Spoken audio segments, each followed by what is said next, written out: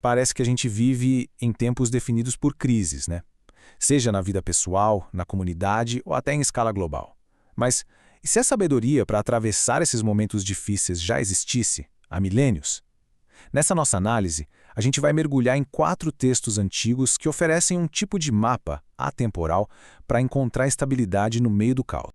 Então, a grande pergunta que fica é essa: o que passagens escritas há milhares de anos podem de fato nos ensinar sobre as pressões que a gente enfrenta hoje em dia? Bom, é o que vamos descobrir olhando para 4 cenários de crise bem diferentes um do outro. Vamos começar com o livro de Daniel. Aqui, a crise é um confronto direto. Sabe, de um lado, a consciência de uma pessoa. Do outro, o poder absoluto do Estado. É um verdadeiro teste de integridade. A história é super dramática. Primeiro vem a ordem, depois o desafio e, por fim, o livramento. O rei Nabucodonosor não queria só lealdade política, ele exigia uma lealdade espiritual total. E a recusa dos 3 oficiais, olha, não foi um ato de rebeldia por impulso. Foi uma escolha pensada, baseada nos seus princípios mais profundos. Eles sabiam qual era o preço e, mesmo assim, estavam dispostos a pagar.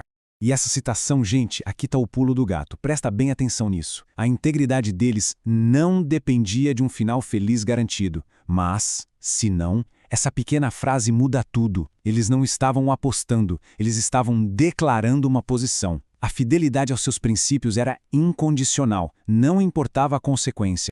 Agora, saindo de uma crise individual, a gente vai para uma crise coletiva. O texto de 1 Pedro fala diretamente com uma comunidade que estava sob uma pressão social imensa. E a pergunta que surge é: como um grupo consegue se manter unido quando o mundo ao redor parece querer desintegrá-lo? O que eu acho mais interessante aqui é como os conselhos são práticos, sabe? Coisa do dia a dia. Não são ideias abstratas, são ações bem concretas. Amar, receber bem em casa, servir uns aos outros. A ideia é que a força da comunidade não vem de fora, mas do fortalecimento dos laços por dentro. Cada pessoa usando o que tem de melhor para ajudar o todo. E isso aqui é uma virada de chave, uma mudança total de perspectiva. O texto faz uma distinção muito clara sobre o que é sofrer. Sofrer por ter feito algo errado, bom, isso é vergonhoso. Mas sofrer por se manter fiel ao que se acredita, isso é transformado num símbolo de honra. A dificuldade, quando está alinhada ao propósito, ganha um significado completamente novo. Da comunidade, a gente mergulha na crise mais íntima de todas, a da alma. O Salmo 119 mostra a turbulência emocional de alguém que chegou no seu limite.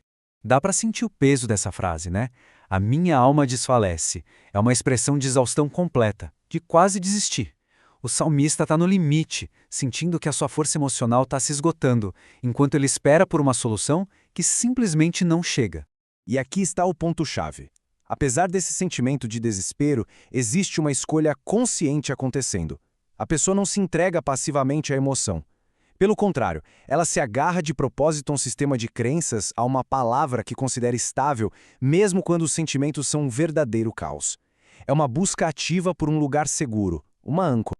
E aqui a gente vê a virada. O foco muda do eu sinto para o eu sei. O salmista sai da sua angústia pessoal para pensar em algo que é externo, eterno e que não muda. Essa mudança de perspectiva é o que traz de volta a estabilidade e a esperança, porque a base deixa de ser o sentimento e passa a ser a convicção.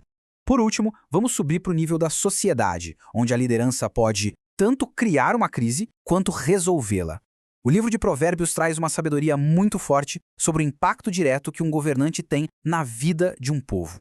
A imagem aqui é de uma força incrível. O mau líder não é só ruim, ele é predador, como um leão que ruge ou um urso que ataca. A opressão e a corrupção geram uma crise sem fim, uma instabilidade constante. Por outro lado, um bom líder, aquele que odeia o ganho desonesto, é a fonte da estabilidade e da longevidade. A lição é direta. Ética na liderança não é um luxo, é o fundamento de uma sociedade saudável. Certo. Depois de analisar essas 4 crises tão diferentes, poder, comunidade, alma e liderança, o que a gente pode tirar de tudo isso? Vamos juntar as peças e montar um quadro geral. Esse resumo aqui amarra tudo, mostra como cada texto oferece uma peça vital para montar esse quebra-cabeça. Juntos, eles formam uma estratégia com várias frentes. A crise pode ser enfrentada com integridade pessoal, fortalecida pela resiliência da comunidade, sustentada pela esperança que vem de dentro e, finalmente, estabilizada por uma liderança justa. É uma abordagem bem completa. E tudo isso nos traz de volta para o agora, para uma reflexão final. Olhando para o nosso mundo, para as nossas comunidades e para a nossa própria vida, qual desses princípios, integridade, comunidade, esperança ou uma liderança justa, parece ser o mais necessário, o mais urgente hoje? A sabedoria pode ser antiga, mas a pergunta essa é totalmente atual.